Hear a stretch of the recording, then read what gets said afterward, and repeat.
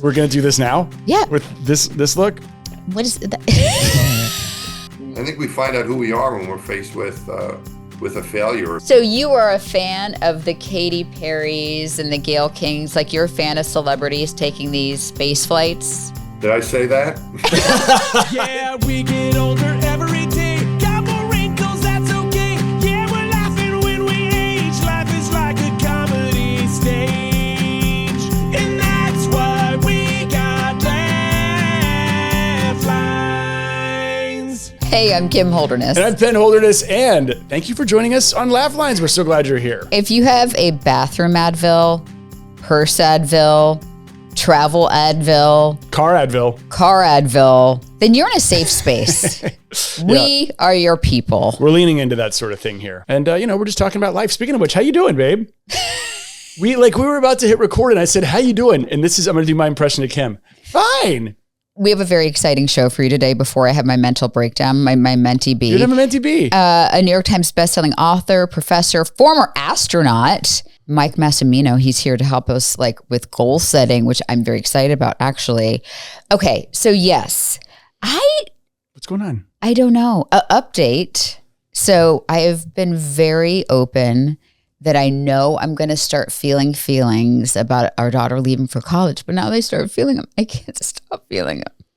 And I think it's very funny because you're smiling and laughing right now. I don't know what to do with this. I'm going to give you space. No. I've got room for you here right now to go. Can I give them a little bit of an update on this? Okay. So we were on a plane and first of all, for some reason, I get really emotional on planes too. Yes, everything on planes makes me cry. There's this really, really not emotional movie called Draft Day with Kevin Costner that I cried during once. Because I must be the altitude plus one glass of wine. You will cry at anything on an airplane. I watch Survivor because CBS has a thing on Delta, and I'll watch a Survivor episode. I'm like, they're just so brave. It's ridiculous. Yes. So anyway, so Kim was trying to, and we talked to Dr. Demore about this. Kim was continuing to cope with, and this is all about our daughter going to college, trying to cope with that transition by being kind of the schedule boss and by making plans and setting up schedules. And that was her way to deal with it. Which is a way for her, I think, say that everything is going to be fine, right? Mm-hmm. Life's going to go on. And she was asking me the question about when we should get the flight to leave after dropping her off. Mm-hmm. And there was one flight the day after move-in, there was one flight at 8 a.m. and one flight at 8 p.m. And Kim's like, I think we need to take the 8 p.m. obviously. And I was like, we're just going to be sitting around like parents just hovering over her. And you said, well, what if she needs something that day? And I said, I think it's time that we just go. I think she's going to be ready for us to go. And then those were your first tears of this entire thing. And I booked the 8 p.m. by the way. Yeah, I know you did. First of all, I'm super proud of you for getting to this point. Yeah. Right. And I'm sorry that you that the waterworks have continued. Did something happen today to cause this to bubble back up? No. Okay. So that's going to be a problem because we have a month. And then she's going to leave and we've got 4 years. But I think by then. But maybe it'll be better. But then when I leave, I'm pre-grieving. You're preeving. Preeving. So here's my MO. And here's what I talked to my therapist about. Up until an event, I will get very nervous, anxious. I built before we went on The Amazing Race, I had 27 Google Docs, plan. While the event, while the conversation, while anything is happening, I sort of freeze, but I'm fine. I can get through the motions and I'm fine. It's usually days after, and you've seen this. Mm-hmm. And there's no controlling it at that point. It's a tidal wave. Yeah. Right? So if I have a tough conversation with somebody I love, I can totally do that. And then I'm totally fine. And then 3 days later, I'm like, why is my back hurting? Why am I flat on the floor? Why can't I stop crying? So it's it takes me days. So this is weird because it's before. It's the before times. And I just was not expecting it. I would call this during. I think that the act of, because I see it every day. Lola talks about what she's going to put in her dorm. She's talking about plans. She's like already taking classes and doing reports. And there's all these, we're reminded of the fact that she's going to college 8 or 9 times a day by something going on in this house. So I wouldn't call this before. Yeah, no, you're right. You're right. Yeah. And I think just like everything else, what do you got, Therapist Sam? I just want to say this is unprecedented though. This is not a feeling you've ever had to deal with. So I think it's fair to be like, the emotions are new. Yeah. And I think everything else you were describing is nervousness and about an event, a thing that you have to perform, on The Amazing Race, or if you have to give a speech. Yeah. That's you. This is not you. This is... Sam has done an incredible amount of therapy, and it really shows in moments like this. No, that's so true, Sam. Like, I think I've read a lot about it. So I think like all these people do it every single year. It'll be hard, but I can do it. I just, it's weird that I can't like control it because I have a job to do and I have, Yeah, but this is a great start. Tell me if I'm getting this right, Therapy Sam. Therapy Sam.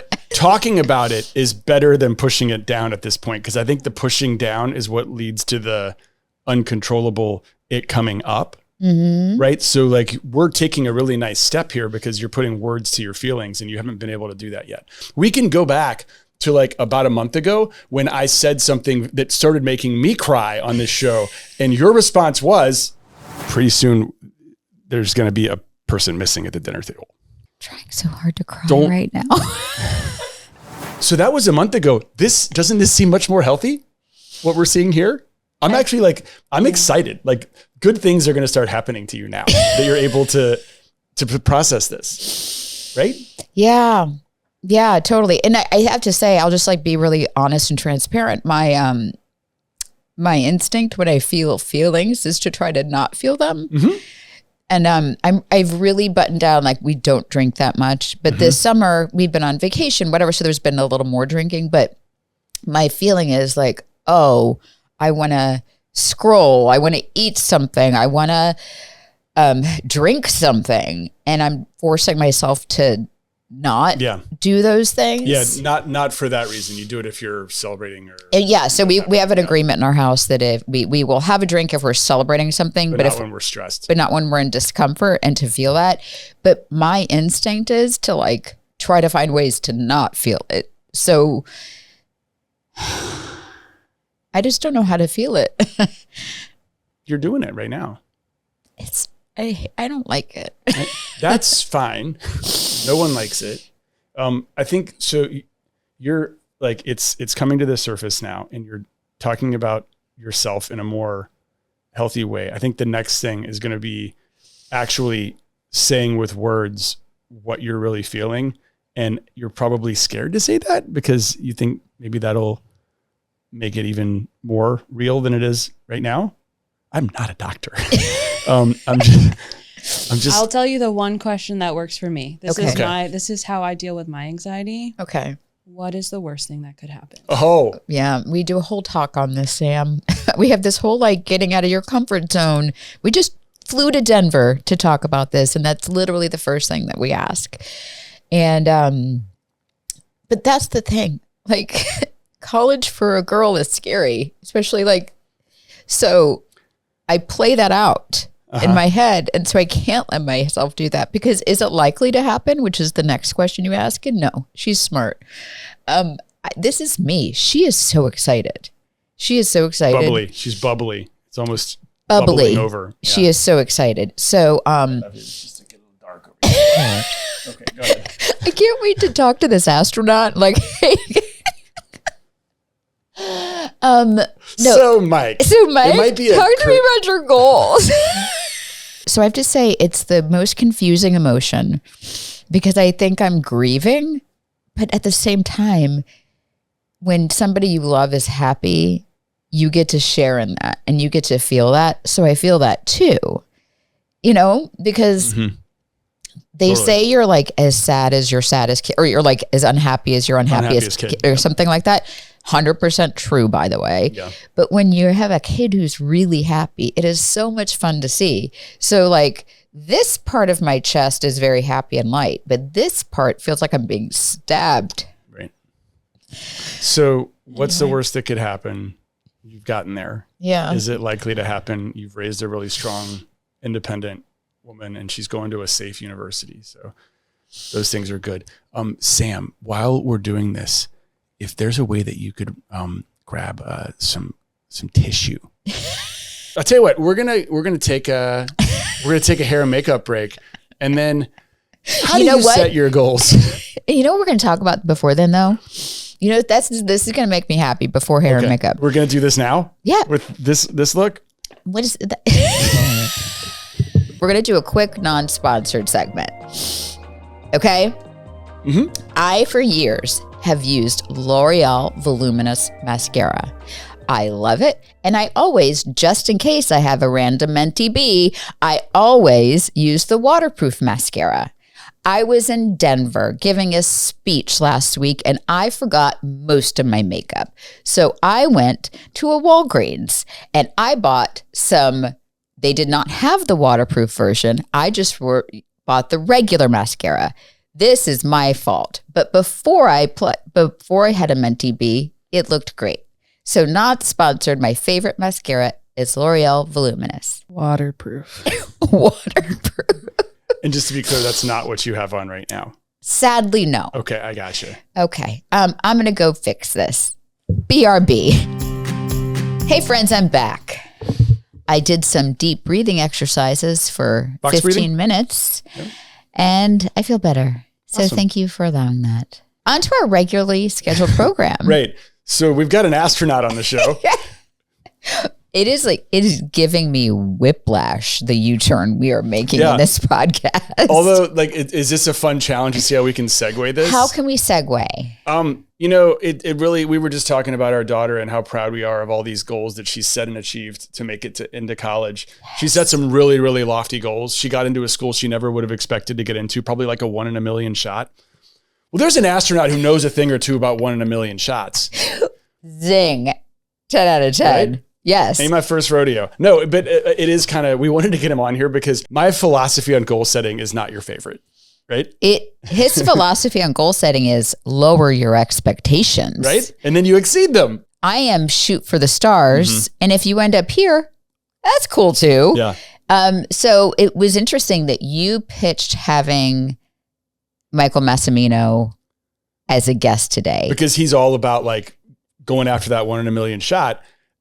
I don't know if I agree with him, but he's an astronaut. So and it's my favorite type of person. So I figured we'd give it a go. I love this so much because if there's somebody who can encourage you in your goal setting journey, it is an astronaut. That's right. Yeah. So let's introduce him. Michael J. Massimino is a former NASA astronaut, a veteran of 2 space flights, a professor of mechanical engineering at Columbia University, and he is the senior advisor for space programs at the Intrepid Sea, Air, and Space Museum. Mike appears regularly on television. I've seen him all the time, especially on The Big Bang Theory. He had like a recurring role in it, so your mom would know all about that. Mike's book, Spaceman and Astronaut's Unlikely Journey to Unlock the Secrets of the Universe, is a New York Times bestseller. And his latest book, the one that I'm excited to talk about, Moonshot, a NASA astronaut's guide to achieving the impossible, is what we will be discussing today. Welcome, Mike. Thanks for having me. We're so excited. Okay. My husband is a huge space nerd.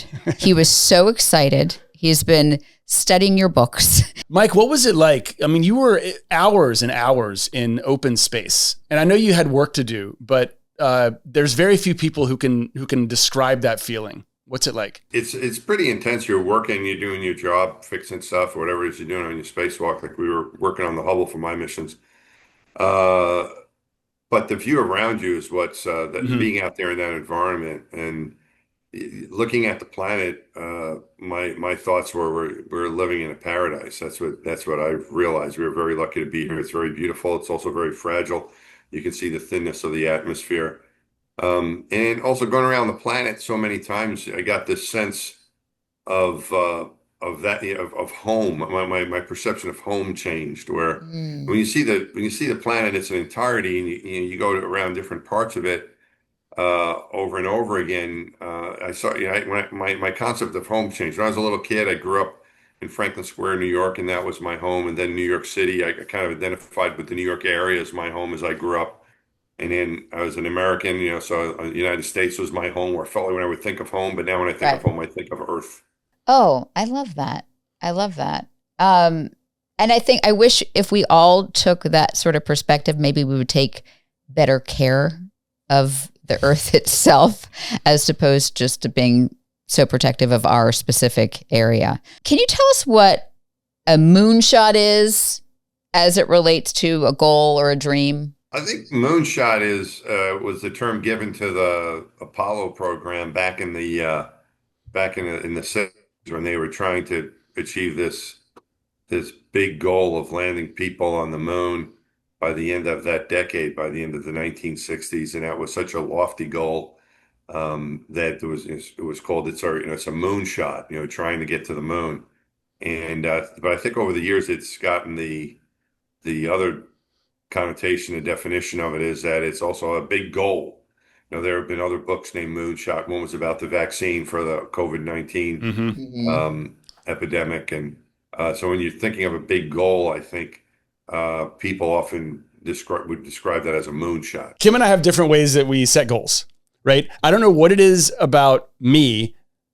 Kim's more like you. She likes to set lofty goals and go after them. And even if she comes up short, she feels like that's a good target to set for. I like to lower my expectations as far as possible and exceed them. And so we have this like totally different dynamic. And when I heard that there was an astronaut who had Kim's philosophy, I'm actually, because I'm such a space geek, I'm super willing to hear what you have to say about this, about your philosophy. But right? the value of setting a specific goal. Exactly. You only have one lifetime to try to do these things that you find interesting, or that you want to dedicate your career to. So you might as well give it the best try you can. And it's probably not going to be easy. If it's a worthwhile goal, it's not going to be easy. So you're going to be met with some obstacles, and if you need some education to get to where you want to go, and it's going to be difficult to do that, but that's going to be worthwhile. Even if you don't get to that end goal, getting through school is a good thing and puts you in a good spot, or getting the right experience that you think you need to get to where you want to go, whatever it might be. That path is really what matters. So it is interesting. I did want to be an astronaut. You and I had these sort of a similar story, and then they veered off like crazy, because I went into the Air Force Academy to like a recruiting meeting, and I was super into it. And my buddy was there, and I was wearing glasses, and I was 6'5". And so I walked in there, and they were like, well, you're too tall and you can't see. I'm sorry, you can't ever be a pilot in the Air Force. And that was it for me. I was like, I guess I'm going to do something else. Then I read your book, and I see the parallels about the eyesight, and then the crazy story about the hard contacts, which I don't know how many people know about these hard contacts. I'd love you to take the story from there and tell me how you were able to get into NASA, even after being told that you can't. The late 80s to mid 90s was the time that I was trying. I finally got picked in 96. But back then you had to see pretty well without contacts or glasses. And I couldn't see well enough, and I was medically disqualified. So I applied twice and was rejected outright from NASA. NASA looks for astronauts every few years. They accept applications. The third time I got an interview, and the interview includes a medical exam, and I failed that eye exam. So I show up to work on Monday, and there was a guy named Bob Overmeyer, who was a former astronaut, who was my boss. I was working down in Houston for an aerospace contractor. He sees me say, what happened? I go, I got failed the medical. I got DQ'd. And he goes, he knew right away. He goes, with the eyesight? And I go, yeah, how'd you know? He goes, oh, that gets everybody. Because I hated those exams. They're terrible. So he says, you know what you got to do, don't you? And I go, no, what's that? He says, you got to dehydrate yourself before you take your eye exam. I'm like, really? What? You got to be kidding. I go, what are you talking about? And he said, well, what he would do is he would schedule his eye exam for a Monday every year, whatever month he was going to be doing the Santa or whatever. He would schedule on a Monday. And on Friday, from Friday till that Monday, he wouldn't drink anything, and he would run the whole weekend and dehydrate himself. And I said, how does that work? He said, it makes the eye stiffer and the light bends differently. So I'm like, okay. So then later that afternoon, I'm at the Johnson Space Center, and my friend Kevin Kriegel, who was a current astronaut at this time, he says, what happened? Because he knew I was interviewing, and he was rooting for me. And I said, well, I got DQ'd, and right away, just like Bob says, your eyes was the eye exam. I go, yeah. I go, oh, he goes, I hated those things. He goes, you know what you got to do, don't you? And I go, what's that? He goes, you got to drink a lot of water. So one person says dehydrate, and someone says you have to drink a lot of water. It makes it more viscous, and the light bend. I don't even know if he knew what viscous meant, but he's like, makes it more viscous and bends the light differently or something like this. So I was like, okay, sure. But what it made me realize, hearing those two stories, is no one knows what the heck they're doing, and that people have always had obstacles. They're just different. Sometimes it's an academic one. Sometimes it's a skill that you need to acquire. Whatever it might be. There are these different things, and just in the medical exam was just another hurdle I needed to figure out a way to get around. And so I went through something called vision training. I found out about this, where it was a natural way to improve your eyesight with exercises and so on. And I found an optometrist willing to work with me on that. And I was able to train my eyes and my brain to do better on an eye chart, and was able to requalify so I could apply again. And no guarantee I'd even be looked at, but at least I could apply again. And that was important to me, that at least I could try. And that's what I did. And I was picked up on the next try, on the next time they had a selection in 1996. So you fixed your eyes without contacts? Yeah. That's not normal, right? Like, most people don't do that. No, I mean, well, yeah, no, it wasn't. But I didn't have any other recourse. It was it's what it is. You're trying to the theory behind it is that, like, if you're as you are focusing on something as it gets further away from you, you can focus something close, and then you can focus on something further away. So you start running out of the ability to see stuff if you're nearsighted, as stuff gets further away from you, right? So what the idea was here is to try to relax your eyes with these different techniques, and try to focus beyond what you're looking at. So you're almost like looking through it and trying to focus beyond what it is, what the object is, what the letter is in the case of an eye exam, and that letter that'll come into view. You sound like a superhero at this point, because Penn and I are both basically blind. We're blind. So this is fascinating. I'm fascinated because NASA told you no how many times? 3 times officially? Yeah, officially 3 times. And you kept going. You kept trying. Penn heard a no once, and he's like, okay, I'm out. So let's go to Taco Bell. Let's go to Taco Bell. What is your advice? Well, I think that's okay too, because maybe it wasn't the right thing to be doing anyway. Totally. Most people listening to this podcast will not go to space. They will not become an astronaut. But I think the thing that's very relatable is hearing no, having a dream and being told, you know what, that's not possible. So what sort of life experience, what sort of advice can you give the people that have heard no a couple times, but they still want to try to pursue this dream? Get used to that.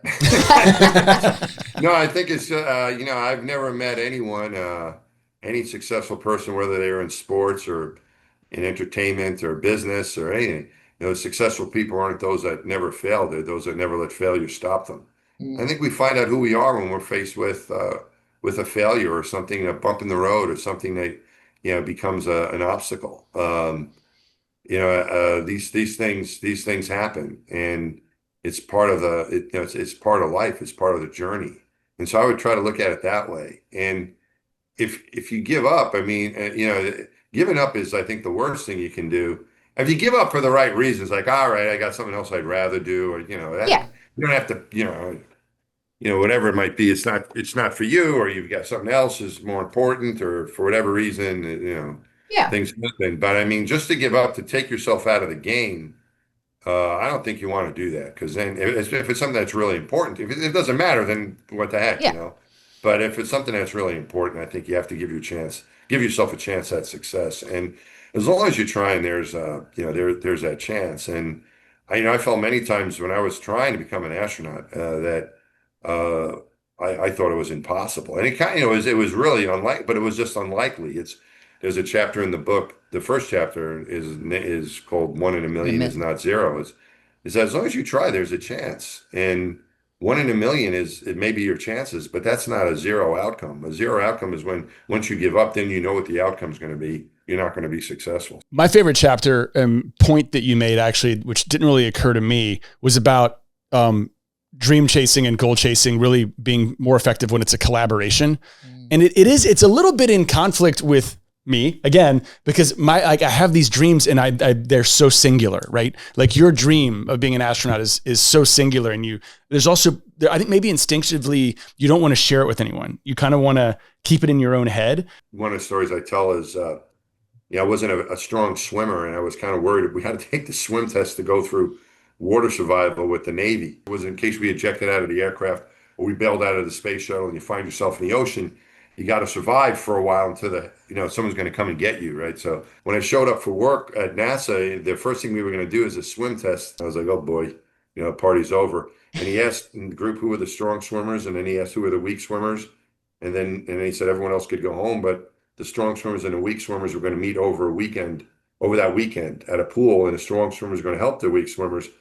And he went on to say that because when we go to the pool on Monday, no one leaves the pool until everyone passes that test. So even with that, no one was going to be left behind. And so, if you're good at something and you want to help people, it kind of makes you feel good. I'll show you how to do this. But it was more important, I think, for those who needed help to raise their hand, like me. I raised my hand, and I got help over the weekend from some of my friends. It was actually kind of fun doing it. And then we went to the pool on Monday, and all of us passed.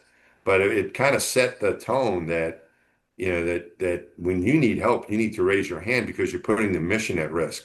The thing that I think NASA had going for it and that's the kind of people I think they look for, or is that the mission is what mattered. Your personal achievement was that's nice. You might get a medal or something, but what really mattered was that the mission was successful. And then when you start thinking like that, and you realize that my place in this mission, my place in this organization and what we're trying to do, I'm just a piece of it. And if I'm weak, I'm gonna bring the team down. So we can't have that happen, even if it embarrasses me.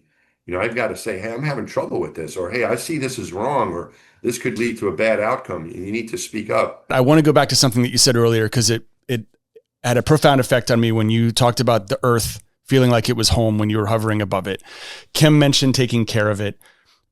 I know you know William Shatner. He went to space, and he gave this unbelievably poetic account of going up there and saying it felt like a funeral, because he realized that, like, as great as space is, it was Earth. It was seeing Earth that made him realize how amazing this place is, and we're messing it up. What do you think? He's a nice guy. I think his reaction. I think he was just happy to be alive. When he got back of that thing, I think that's really what it was. And I think the Earth is the most compelling thing to look at when we're not even in where I was, which was a high altitude for the shuttle at 350 miles up. Mm-hmm. It's not really that far away from the planet. That seems far to me. No, it's close. It's far, but it's in the up direction, so it's hard to get to. But the most compelling thing to look at is Earth. It's really beautiful. And you look out in the other direction and you see you see stars and stuff. It's kind of cool looking the other direction. But we've checked out the neighborhood. We got nowhere to go. We've got to make this planet work. So we're nowhere near being able to live anywhere else. And nowhere else, the moon or Mars or any of these places we're talking about going, those places, the absolute worst place to live on Earth is a bazillion times better than any place you'll find on Mars. That's a rough place to live. So it's not like we're looking for a better place. I think we're exploring to try to figure out what we can do better here on Earth to take care of our planet and try to understand things. It's not like we're looking for, right now anyway, some place to replace Earth. I don't know if we'll ever find that, but I think we need to find ways to keep Earth healthier, so we can future generations can live in this beautiful place and enjoy the same things we're able to enjoy now. And I think that's maybe the point he was making about you're looking out and you see the darkness and all that, and you look back at the Earth and you see all this this beautiful paradise that's what I thought William Shatner meant. But you really spun that beautifully. I think that's some of the good things about sending people who can communicate well, or actors or celebrities, even though they get these quick glances, they can put it in terms that are meaningful to people and share the story a lot better than professional astronauts can in some cases, I think. So you are a fan of the Katy Perrys and the Gayle Kings, like you're a fan of celebrities taking these space flights? Did I say that? I didn't think so. No, not really. I think I've kind of changed my tune on this a little bit. And Okay. when you think of astronaut, it's an occupation. It's a profession, Yeah. right? It's a profession.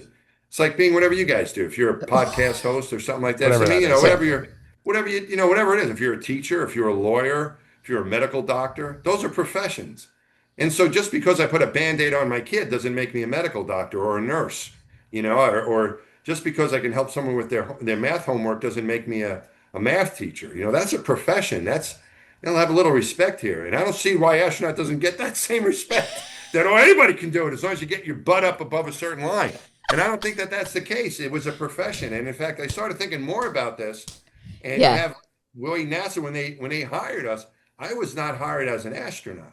I was hired as an astronaut candidate, or as they would call us, ass cans. We were all ass cans. Love ass can. Love the term ass can. You became an astronaut after 2 years of training. You were given the title astronaut, and you got a little civil astronaut pin. And then, everyone's going around saying they're astronauts. I go, whoa. Whoa. Not anymore. I am a former astronaut. Okay. Right. I am a former NASA astronaut. That's what I am. There are people out there that are still doing that job. That are. Some from my astronaut class are still doing it, and some are new people that are doing it. And that's a job. That's a profession. Yes, I like it. Thank you so much for your time. I love meeting my heroes, and anyone who is an actual astronaut former astronaut is one of my heroes. Astronaut. That is no longer my profession. You'll never know how much you helped us today. We've had one of these days where there's been a lot of stuff going on. I didn't even know what direction this was going to go in, but it just kind of took on a trail of its own. I love it. And ended up with Katy Perry. I love it. Which makes me super happy. I think I'm a big fan of Katy Perry. Oh yeah. I do think it is very cool to have people with big platforms able to tell the story and the value of space exploration. As long as they don't call themselves astronauts. I like Mike. So, Penn, you got to talk to a former NASA astronaut. How are you doing? Fantastic.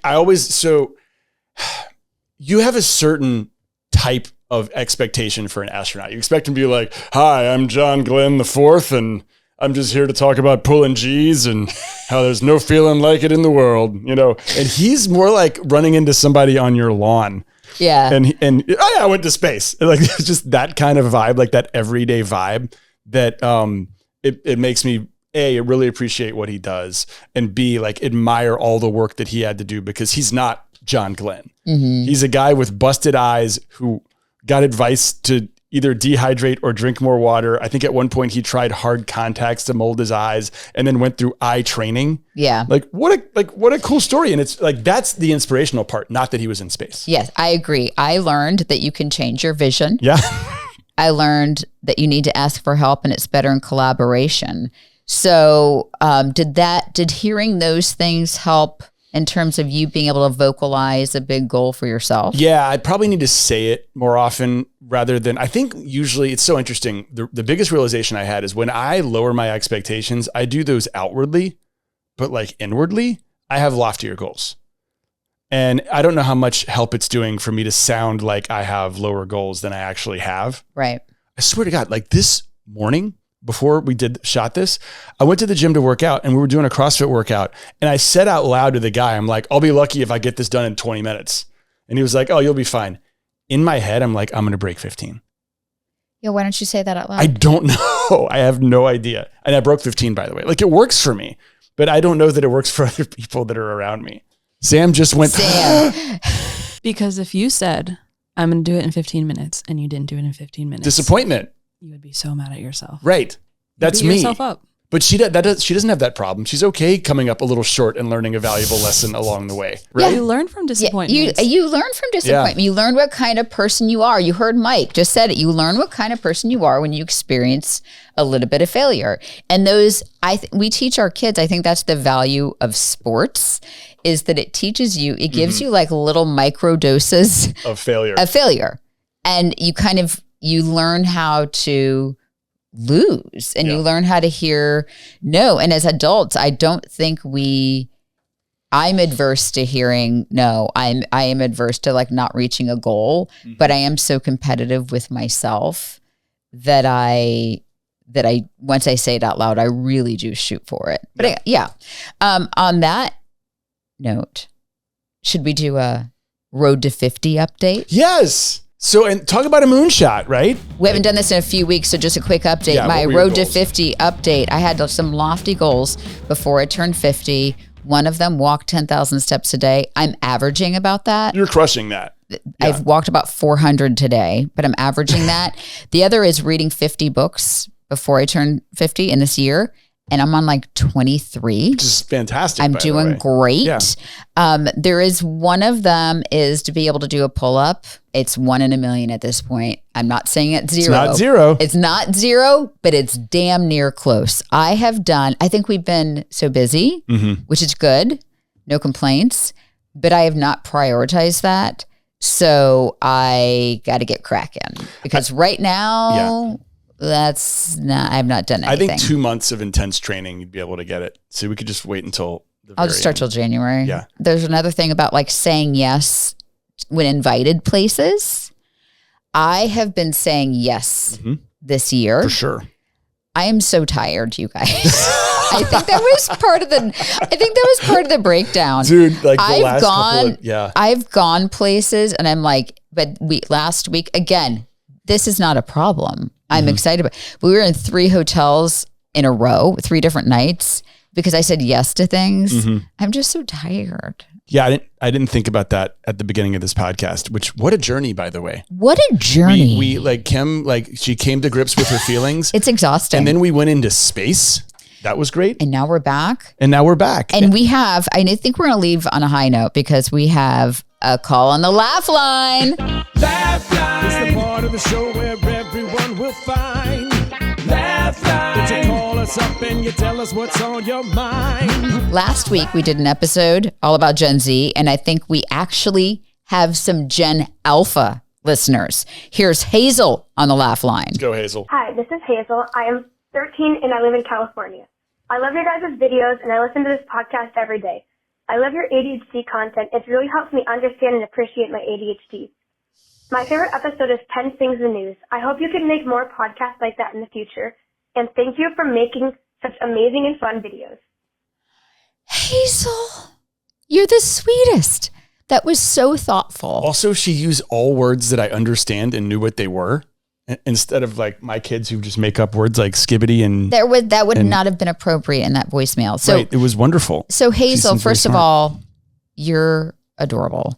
Should Penn sing the news? I completely forgot about that until she told me about it. Hazel, we do a lot of stuff, and it's now coming back to me. That was a podcast where you gave a headline, and then you asked me to go write a song about it and come back and sing. Should that be a segment? Okay, is vote in the comment section. Sam is like, oh my gosh, one more segment. Do I get a vote? My favorite game. It's a pit sweat game. Like I love when Kim decides segments that Penn has to do all the work, and then you have to edit do all the post production, and you get to. I'm an idea person, Sam. I love that segment. I'm totally fine with that. Okay. I mean, I think one of the biggest issues was like, can we find news that doesn't trigger people? Oof, maybe there was another reason I had. That was why we did it once, Hazel.